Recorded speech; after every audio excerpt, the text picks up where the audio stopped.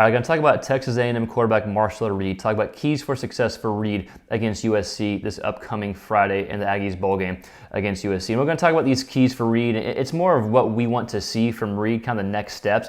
Just for the simple fact, USC has a lot of guys in the transfer portal and probably more guys entering. By the pace of the transfer portal. I think as of 4 or 5 days ago, they had 19 players in the transfer portal. But let's talk about Reed. Let's talk about what we want to see from Reed against USC. Then we'll look at 6 or so clips of Reed demonstrating these keys that we want to see from Texas A&M quarterback Marcel Reed. So let's talk about him for 1 or 2 minutes, and then we'll dive into the film. So Marcel Reed, I think he had, 7 starts and then played the majority of the second half against LSU this year. And in that playing time, his completion percentage was 61.1%, had 1,572 yards through the air, 12 touchdowns, 4 interceptions, 7.9 yards per attempt, and 501 yards on the ground and 6 touchdowns. So I thought we saw flashes of Reed. I thought there were times where you saw him demonstrate the potential that he has. Now it's all about putting that consistency together. I think if Marcel Reed, for him to take the next step, it's about being consistent in these next few keys. The first key, downfield accuracy. Now he's shown it. He's shown the ability to have it, especially the deep ball against LSU, even some balls in the second half against Auburn, even his first start against Florida. He showed some really nice deep balls, some intermediate throws. It's just it has to be more consistent. He was 9 of 33 when balls were thrown 20 plus yards or more in the air. So not a ton of deep balls that scared the defense, even though the potential is there. So that's the first key. That's the first thing I want to see from Reed against USC is some deep ball accuracy. Key number 2 kind of goes hand in hand with point number 1. It's the ability to go through progressions and go through. Don't hesitate when you see an open receiver. I think that will help with your accuracy. When you hesitate, when you see a guy and you kind of like hitch a little bit, that can lead to inaccurate throws. Again, he's shown the ability to do it before, and we're going to look at these clips. It just hasn't been done consistently, right? Every A&M fan that I talked to is like, yeah, but he misses those intermediate to deeper throws, and I get it. But at the same time, I think that's something we want to see against USC and putting those consistent pieces together. Key number 3, I want to see more play action. This isn't necessarily Reed's fault as much as just what I want to see play called more for him. Only 26% of Marcel Reed's dropbacks this year were on play action. So I think the potential is there, even though he wasn't great off play action, but he wasn't great off any type of play. I think he needs more repetition. 56% or 56 completion percentage off of play action, but 7 of his 12 passing touchdowns are off play action, only 1 interception off of play action. So I think he is comfortable there. More of his deep balls were off play action. At least his yards per attempt were much higher off of play action. So I think that's something that could help him develop and help him take the next step. Again, I'm not the play caller. Klein knows 10 times more about football than I can ever dream about knowing. But I do think that can help a young quarterback. I think key number 4, I think one of the more kind of improvement areas is improvement against the blitz. Now you see young quarterbacks struggle against the blitz at times, sure, but you also see quarterbacks that thrive against the blitz because now it's 1 less player or 2 less players that's defending the pass. 38% of Marcel Reed's dropbacks this year, the defense blitzed him, and he only had a completion percentage of 51%. Again, he showed success against the blitz. All these keys, he's shown success. It's just seen the consistency. The downfield throws, be consistent. You've seen success. The ability to go through progressions. You've seen him do that. Against Arkansas, his first touchdown, he went through his reads. Against Florida, I think his first touchdown was going through reads, progression of the field. So you saw the ability to do that. Then I want to see more play action from Reed, and then improvement against the blitz. And also taking care of the football. His first few starts, he'd had 0 interceptions. The last 4 starts, he's had 1 pick in every interception. So I want to see him take care of the football as well. Overall, I'm excited for Marcel Reed. If you followed this channel before or seen these previews, these QB Spotlight videos before, y'all know we are Marcel Reed fans. Now you just want to see consistency. So let's go ahead and look at some of these clips of Reed that demonstrate what we just talked about. Demonstrate downfield throws. Demonstrate going through progressions. Demonstrate some play action. Demonstrate throwing against the blitz and having success.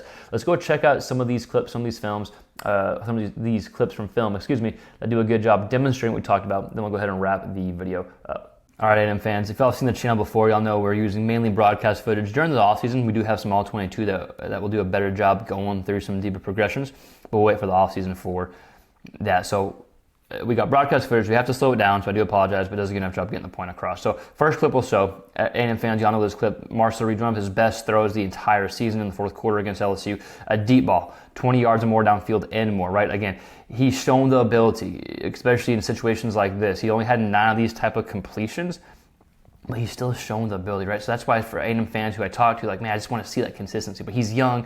He's only started, 8 games if you include the bowl game? Or I don't know if he started the bowl game but just got put in. So he's still young and developing. So I think you got to let a quarterback develop. But plays like this should have you encouraged, not just the ability to hit these throws. This is a pretty tight covered throw. Like, this is pretty good coverage that he's able to hit his receiver downfield. Like, he got DB, hit him in stride. That's a really good throw from Marcel Reed. So again, the ability is there. Even though you only had 9 of these completions, excuse me, the ability is there. And this is something I do want to see against USC. I would love to see like 2 of these. You don't have to hit on 4 or 5 of these a game. Like, if you average 2 of these type of throws a game, it's going to put you at 20, 25 throws a season of these deep balls, which I think is fine. So here's another deep throw. This is more intermediate, right? But it's still a good, accurate throw to, I think, Thomas at the top of the screen, who I think is an underrated receiver in the SEC. Good throw by Marcel Reed. This was A&M was down. This kind of helped lead the comeback against Auburn, even though ended up losing and having the overtimes it was.